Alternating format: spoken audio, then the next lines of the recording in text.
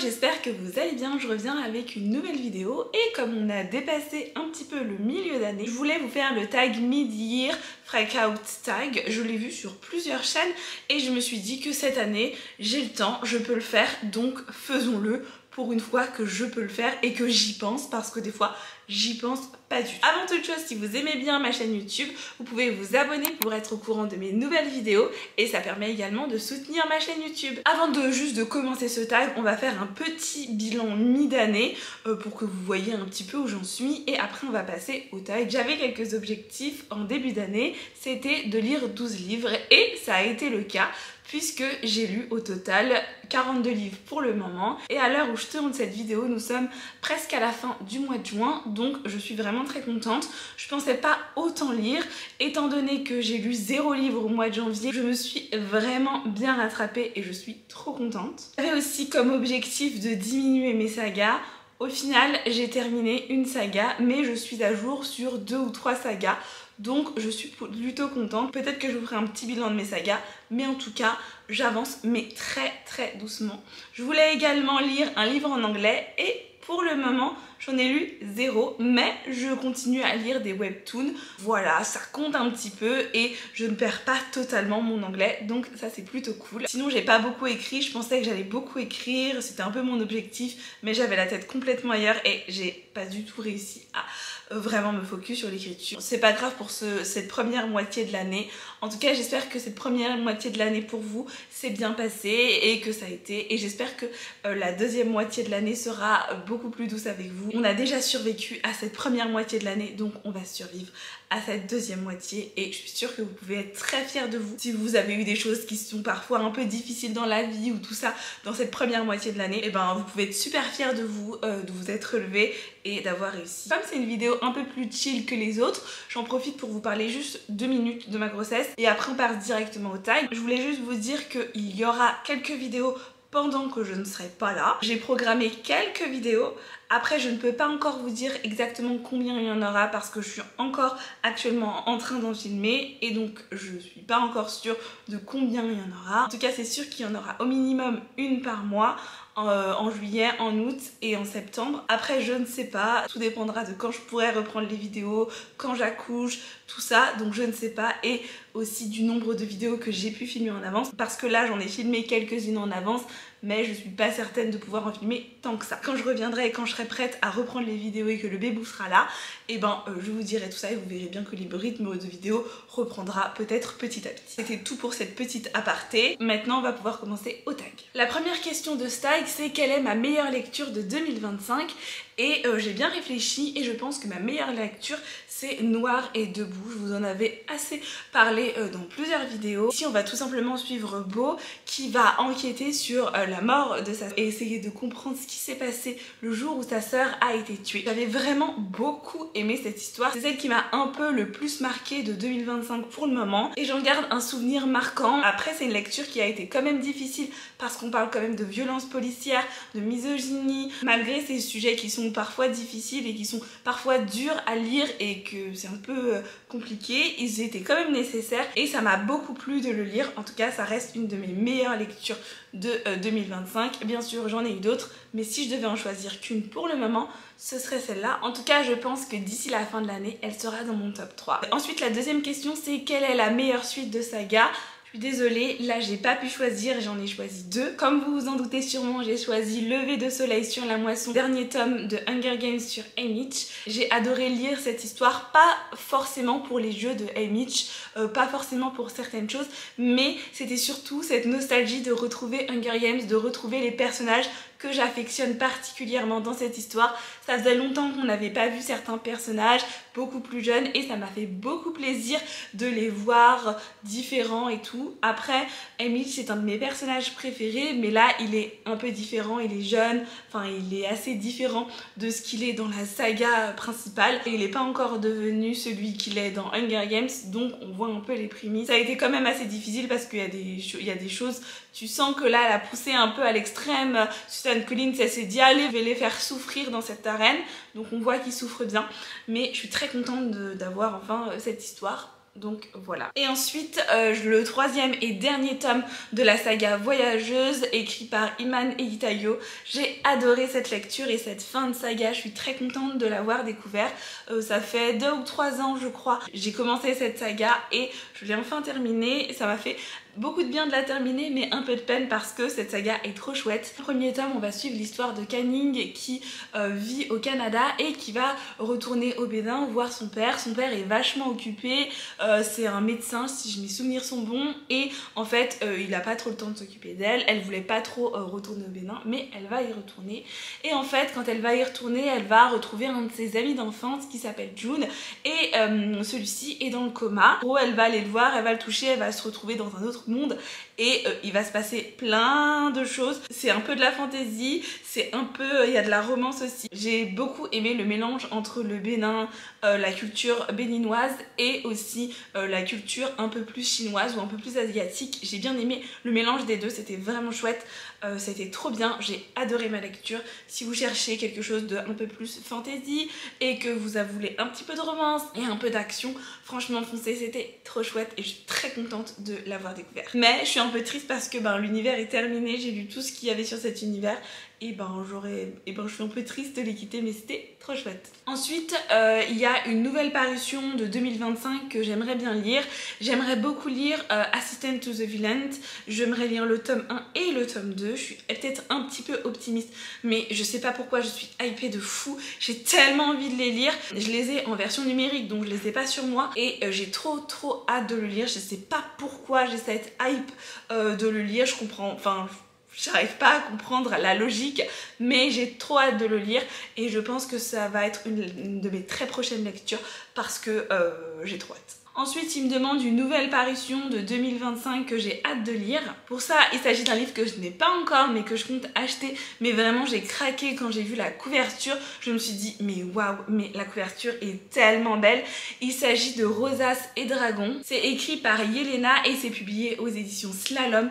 Rien que de revoir une nouvelle fois cette couverture, vraiment, elle est incroyable, je l'aime trop. Ça m'a l'air de parler d'histoire de dragon, j'ai pas vraiment regardé le résumé, mais ce qui est sûr c'est que je le veux, je l'aurai, il est trop beau, les couleurs sont trop belles. L'histoire a l'air d'être quand même assez chouette parce que je sais qu'on va parler de dragon, c'est un peu de la cozy fantasy si je me trompe pas, et ça a l'air d'être trop bien. Je suis hypée de fou par cette nouvelle parution, j'ai trop hâte. Après, ça sort dans longtemps puisque ça sort en octobre, donc il y a encore le temps d'attendre un petit peu, mais j'ai quand même hâte. Ensuite, en ce qui concerne ma déception la plus importante de cette année, pour le moment, j'ai pas eu de très grosse déception, si ce n'est que j'ai abandonné un livre, donc on va considérer que c'était une plutôt déception. Il s'agissait de Epstone, écrit par Anne-Sophie Henniker. J'ai abandonné cette lecture essentiellement parce que elle a répété le mot métisse pour décrire une personne et au lieu d'utiliser son prénom, elle l'appelait la métisse et ça m'a pas plu, du coup j'ai abandonné ma lecture. Mais sinon au niveau des autres livres que j'ai terminés, pas eu vraiment de grosses déceptions, donc je suis plutôt contente sur ce point là. Au niveau de Epstone, mis à part ce point qui pour moi était important, l'histoire avait l'air d'être plutôt simple. Je pense que si elle n'avait pas répété plusieurs fois la métisse pour décrire la personnage, je pense que j'aurais plutôt bien apprécié ma lecture. Dans ce livre on parle essentiellement de dragons, ça avait l'air d'être assez chouette, mais malheureusement ça ne l'a pas fait avec moi. Ensuite, la plus grosse surprise de 2025, pour moi je mettrais le premier tome de Steam Sailor, l'Héliotrope, écrit par E.S. Green. J'avais adoré cette lecture, j'ai trop hâte de pouvoir lire la suite. Je me le suis pas encore procuré le tome 2, donc effectivement ça va prendre un peu plus de temps à le lire puisque j'ai encore énormément de livres dans ma palle et que j'ai pas trop envie d'acheter plein de livres ces derniers temps. Celui-là était trop chouette, je m'attendais pas à autant aimer ma lecture, j'étais vraiment très surprise, même si j'avais entendu beaucoup de bien sur ce livre-là. Je me suis dit oui, ça va être sympa, mais peut-être que je vais pas tant aimer que ça. Dans cette histoire, on va suivre Prudence qui vit un peu en paria. L'Héliotrope va se poser là où elle vit et ils vont la kidnapper. Sauf que Prudence n'est pas une personne lambda car elle voit l'avenir dans ses rêves et elle va un peu se lier finalement d'amitié avec les personnes qui à la base l'ont kidnappée. Va du coup découvrir les personnes, l'équipage de l'Héliotrope, les pirates et tout. C'était trop chouette, franchement j'ai adoré ma lecture, c'est vraiment un univers très spécial et j'ai kiffé quoi. je sais pas quoi dire d'autre, mais j'ai kiffé, c'était trop chouette. Vous l'avez pas encore commenté cette saga, franchement le premier tome il est trop chouette, alors foncez. Les 2 et 3e tomes je peux pas vous dire plus, mais en tout cas celui-là il était trop bien et c'est sûr que je vais continuer cette saga. Il faut juste que j'achète les autres tomes, ce qui n'est encore pas fait pour le moment. Si c'est quelque chose que vous aimez, un peu l'action, la bagarre, mais aussi les pirates, alors foncez parce que c'est trop cool. Ensuite, la question c'est quel est ton nouvel auteur favori? J'avoue que j'ai eu du mal à répondre à cette question. Je me suis dit, bah en fait, j'ai pas vraiment de nouvel auteur favori. Enfin, je picore un peu chez chaque auteur. J'ai, je dirais, 5 auteurs où vraiment je lis toutes leurs parutions ou presque. Et j'ai pas d'autres auteurs en tête. Et en y réfléchissant bien, je me suis dit que quand même, cette année, j'avais découvert la plume de Elodie Aude Arnolin. C'est la bouquetière, je sais pas si vous la connaissez, mais elle a aussi un compte Instagram et une chaîne YouTube. Ça faisait longtemps que je voulais la lire et j'ai enfin pu trouver le temps de lire son premier roman, puisqu'elle a écrit aussi un essai que je n'ai pas là, mais en tout cas c'est son premier roman celui-ci et j'ai bien aimé l'histoire. Je crois que mon avis de lecture sur ce livre là n'est pas encore sorti au moment où je tourne cette vidéo et qui sortira plutôt au mois de juillet ou août. J'ai un petit doute. Donc dans cette histoire tout simplement on va suivre Aiden qui a un peu perdu la joie de vivre, qui a un peu perdu son identité et tout suite à une rupture très difficile pour lui et il a vraiment beaucoup de mal à s'en remettre. Suivre aussi un tout petit peu le point de vue de Iris qui elle est un petit rayon de soleil, elle s'habille très colorée, elle est pétillante et tout et elle va un petit peu être l'arc-en-ciel, le rayon de soleil dans la vie de Aiden et on va suivre cette histoire. C'est pas une romance avec milliards de rebondissements, c'est plutôt une romance où on prend le temps de découvrir les personnages, on prend le temps de faire connaissance avec Aiden. Aiden aussi prend le temps de faire connaissance avec Iris et c'est vraiment quelque chose qui prend un peu de temps, c'est pas, ça va pas vite comme certaines romances et il n'y a pas non plus des rebondissements de fou. C'est plutôt une romance assez cosy et j'ai vraiment adoré ma lecture. C'était vraiment très chouette d'avoir découvert Elodie Aude par ce livre-là, un peu d'une autre manière. Donc je suis très contente de l'avoir découvert. Vous aimez les romances qui prennent un peu de temps, où on voit vraiment les personnages faire connaissance de plus en plus profond avec l'autre personnage et qu'on fait connaissance aussi avec ses amis, bref, tout ça, et ben peut-être que ce livre-là pourra vous plaire. Ensuite, la question de nouveaux crushs fictifs, je suis désolée, mais je pourrais pas répondre à cette question-là parce que j'ai pas de crush. En règle générale, j'ai pas de crush, enfin sur les personnes, je sais pas, peut-être que c'est moi qui suis pas normale, mais en tout cas, j'ai jamais eu vraiment de crush, de book boyfriend, de trucs comme ça. Ça ne m'est jamais arrivé. Je peux pas vous dire, je comprends pas vraiment trop le concept. Je sais pas quoi vous dire sur cette question-là.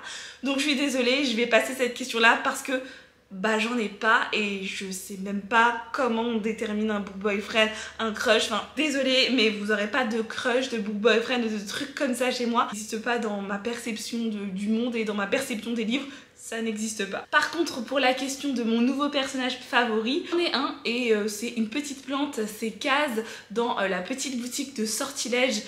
Je l'ai trouvé absolument trop mimi, je l'adore. C'est une petite plante qui parle, qui est trop mignonne, vraiment, je l'adore. C'est un de mes personnages favoris parce que j'aime les trucs un petit peu mignons. J'ai une plante mignonne, ok, mon nouveau personnage favori c'est pas un humain, c'est une plante, je suis peut-être un peu spéciale. Et la plante elle est trop mignonne, elle est trop mimes, je l'adore. Ces petites réflexions à chaque fois qu'il parle et tout, ça me fait mourir de rire et j'étais là, oh là là, j'aimerais trop avoir une petite plante moi aussi qui parle. Évidemment, on n'est pas dans un monde fantastique, on n'est pas dans une fantaisie, donc mes plantes elles vont pas se mettre à parler du jour au lendemain, mais en tout cas celle-ci elle m'a vraiment bien plu. À la question un livre qui t'a fait pleurer, ça aussi c'est une question dont je vais pas pouvoir répondre parce que c'est tellement rare que je pleure pour un livre, vraiment ça doit arriver même pas une fois par an. Par contre je pleure énormément pour des films, pour des trucs comme ça, je peux pleurer, y a pas de souci, ça y va à gogo mes larmes, même des fois dans des pubs, bon en ce moment je suis un peu sensible, mais même des fois dans des pubs ou dans des trucs comme ça, et ou pour des choses qui m'arrivent dans la vraie vie, je pleure énormément et je pleure très facilement, mais j'avoue que pour des livres c'est rare et je pleure pas beaucoup. Donc j'ai pas encore pleuré pour un livre et peut-être que ça n'arrivera même pas cette année parce que l'année dernière j'ai pas pleuré pour un livre ou ce genre de choses. Donc voilà, si vous avez des recommandations de livres qui font pleurer, allez-y en commentaire. J'espère que ça me fera pleurer, mais je suis même pas convaincue que je pleure parce que des fois, des gens ils me disent oui, lis ce livre-là, tu vas pleurer. Et moi je suis là, oui c'était triste, mais bon, ça m'a pas fait pleurer quoi. Peut-être j'ai un cœur de pierre pour les livres, pas pour les films, mais en tout cas, je pleure pas trop. Ça compense puisque je pleure beaucoup dans la vraie vie. Faut un peu compenser, je peux pas avoir non plus des larmes illimitées. Hein. Ensuite la question c'est quel est le livre qui t'a rendu heureux? Écoutez, tous mes livres me rendent heureuse, donc je vais répondre un peu bêtement, mais désolée. C'est ma dernière lecture parce que chaque lecture me rend un peu heureuse et je suis toujours contente de lire un nouveau livre, de découvrir un nouvel univers ou tout ça. Donc voilà ce que je répondrai à cette question. Du coup, ma dernière lecture à l'heure où je tourne cette vidéo, c'est 31 jours pour t'aimer, écrit par Sophie Jomain. Et en fait, tout simplement, ce sont des enveloppes à ouvrir chaque jour. J'ai absolument pas respecté le thème puisque j'ai lu en deux ou 3 jours, quelque chose comme ça. Et en fait, tout simplement, dans cette histoire, on va suivre 2 personnages et on va suivre les lettres qu'ils s'envoient. C'est en fait tout simplement une petite romance.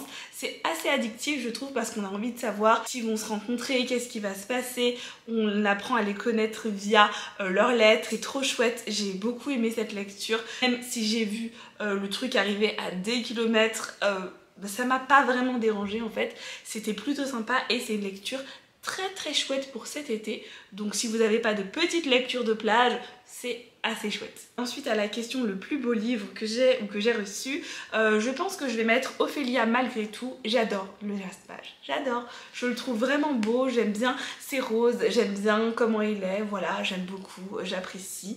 J'apprécie aussi la couverture, elle est trop jolie. Je suis pas très livre collector, comme vous voyez dans ma bibliothèque, j'ai vraiment pas beaucoup de livres collector. C'est pas quelque chose que je trouve très important, du moins pour moi. Les seuls vrais collectors que j'ai et que je tiens énormément beaucoup, c'est mes Hunger Games, mais sinon je dois avoir quelques collectors, mais c'est pas vraiment mon mode de consommation. Je sais qu'il y a beaucoup de personnes qui raisonnent et qui respirent par les collectors, les jaspages, ce genre de choses. Moi, pas forcément, j'aime beaucoup les belles couvertures, c'est essentiellement ça.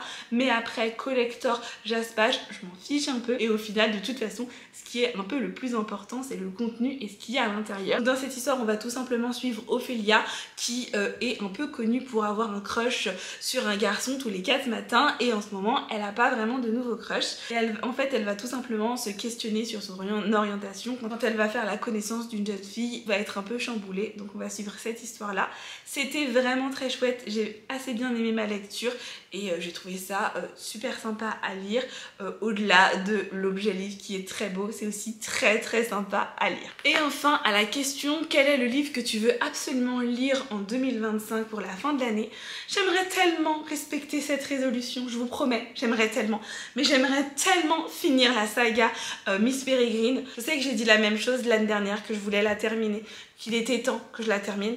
Mais pour l'instant, j'y arrive pas encore. C'est assez dur, j'ai pas envie de leur dire au revoir, j'ai envie de les garder encore tout près de mon cœur. Et pourtant, ça fait très longtemps qu'il est sorti le dernier tome et très longtemps que je dois le lire, mais j'y arrive pas. Je me dis que cette année, c'est maintenant ou jamais. Ça suffit Laetitia de divaguer, d'y penser, de passer tout le temps devant et de se dire oui, vas-y, lis-moi ce dernier tome et de pas le lire. Donc voilà, si vous n'avez pas commencé cette saga, mais foncez, allez-y, vraiment, elle est incroyable. J'ai toujours passé un beau moment avec les tomes. C'était juste un régal et un délice de lire cette saga. C'est une de mes sagas préférées avec Hunger Games. Peut-être qu'elle sera plus préférée quand j'aurai lu le dernier tome puisque je ne me dépêche pas. Voilà pour le dernier livre que j'aurais vraiment envie de lire. J'espère que je vais respecter, mais je suis moyennement sûre de moi. Voilà, je suis moyennement sûre, autant être honnête. Ça fait des années que je me dis que je vais le lire, mais que je le lis pas. Donc faut être honnête à un moment donné, on verra. Écoutez, c'est tout pour ce petit tag là. J'espère que vous avez découvert des livres qui vous font peut-être envie, qui vous donnent peut-être envie de lire. N'hésitez pas vous dans les commentaires soit à répondre au tag, soit vraiment conseillez-moi des livres qui font pleurer. Je veux pleurer mais ça ne fonctionne pas. Ou conseillez-moi peut-être vos meilleures lectures pour le moment de 2025. Je suis très curieuse de savoir quelles sont les vôtres. Merci beaucoup d'avoir regardé cette vidéo et je vous fais des bisous.